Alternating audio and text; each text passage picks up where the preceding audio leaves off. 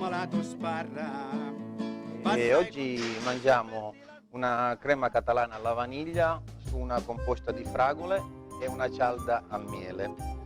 Gli ingredienti per realizzare la ricetta sono per la crema catalana della panna, dei torli d'uovo, zucchero, vaniglia, di cui vengono uniti tutti gli ingredienti messi in una formina e cotti in forno a bagnomaria per 170-20 minuti.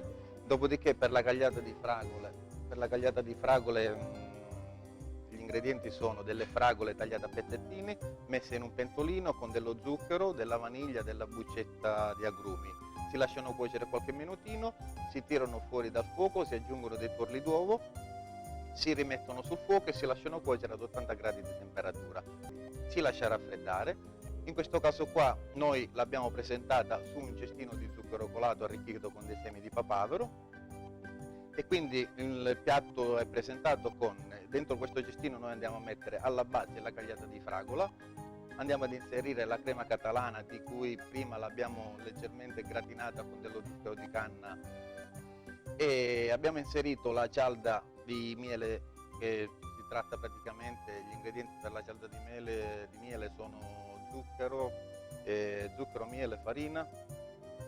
L'abbiamo messa in forno, lasciata 6 minuti a 180 e l'abbiamo lasciata raffreddare e l'abbiamo piegata. E ora praticamente andiamo a decorare il piatto con la crema catalana, la cialdina, andiamo ad arricchire con dei ventaglietti di mela, quindi andiamo a mettere qualche frutta fresca, ho già una fragola scaloppata, della cannella, della vaniglia, la vaniglia a bacche, una vaniglia bourbon intera e delle foglioline di menta.